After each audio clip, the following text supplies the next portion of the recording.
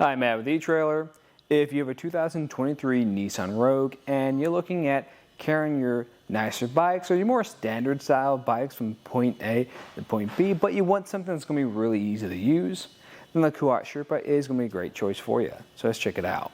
The reason why I say it's going to be great for more standard sized bikes is because what bike's going to be able to fit on this rack. Anything over 47 inches for your wheelbase isn't going to fit on this. But something else to consider is the size of your bike and how it's going to interact with your vehicle. One thing to note is our handlebars right over here. If you notice, we have a road bike today, and at the very bottom, we're almost making contact. And this is more of a medium-sized frame bike, so kind of keep that in consideration. But if we had a mountain bike on here, if we had 13-inch handlebars, that's most likely going to make contact. So there's a few things to think about when you are carrying your bikes. More than likely, I think if you have a large frame bike, it's probably going to work really nice back here. But what else you got to consider is the heftiness or the weight of your bike. So if you have a bike that weighs under 40 pounds, it's going to be able to work with this. Anything over that, like a heavy e-bike, won't be able to really fit on this rack. But you will be able to put two bikes of the maximum of 40 pounds on here, and they're going to work really nicely even when we tilt it back. And the reason why tilting it back's nice is that's going to allow you to access your hatch. And the reason why I like that is because if you're out and about, you're going to get some groceries, you have access to put them back here pretty easily. Or if you want to get ready for your ride, all you simply have to do is grab your helmet, your shoes. You can tie your shoes right here too. And then once you're done, you can close this back up and then just lift this rack back into place just by lifting on it. Not too much to it. But if we want to take a closer look at the rack, I'm going to take off my bike. So where I like to start is with this rear strap. You'll notice this also pivots to accommodate a wider range of wheelbases like I was talking about earlier.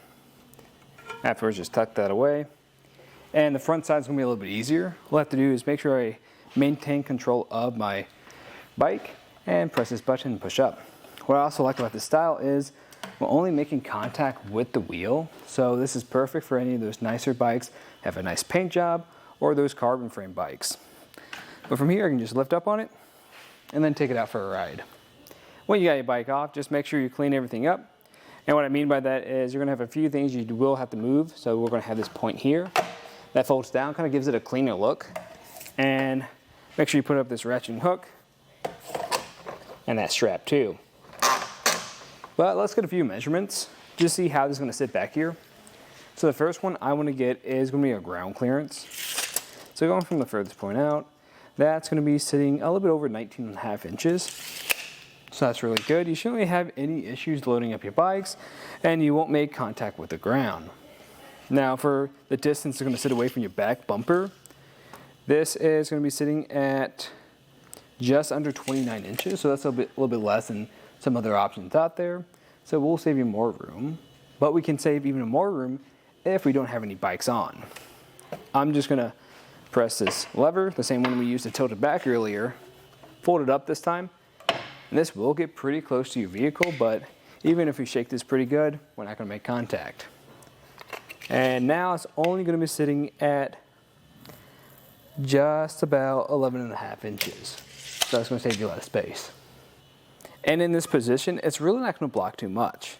So you might catch a little bit of it on this backup camera, but it won't prevent you from using it, and your license plate won't be obstructed either. And neither will your taillights or back window. And the way this is going to install is we're going to have a 2-inch shank that goes into a 2-inch hitch receiver. We'll then have a pin that goes through and connects to this lock core. That lock core is going to use the same key system as your included bike cable lock, so you can secure your bikes. Now we're also going to have an anti-rattle device, and that's actually going to be on the very back of the carrier, right here. It's just going to be this knob that you can tighten down with your hand. So that's what I really like about this, is you don't need any tools to use this. In my opinion, I think this is a pretty solid choice for taking your bikes from point A to point B, especially if they're more standard. Now, if they're going to be a little bit heavier or larger frame bikes, then I'd recommend checking out the Kuat NV 2.0 base bike rack, especially if you already like the Kuat. Now this is going to be a little bit more premium, but it's going to have a heavier weight capacity, and it's going to be able to deal with larger frame bikes. Now if You're not super crazy about the Kuat design or how it works, but you want that ability to carry a wider range of bikes too, then I'd recommend checking out the Rocky Mounts monorail. It's also going to have a higher weight capacity and can carry larger frame bikes too. But really, both those options are going to be a little bit heavier, not as easy to lug around. And if your bikes are more of the standard size, then I think this is going to be a perfect option for you if you're looking for something that's just a little bit lighter to move around. But that was just a look at the Kuat Sherpa Bike Rack on the back of our 2023 Nissan Rogue. I'm Matt. Thanks for watching.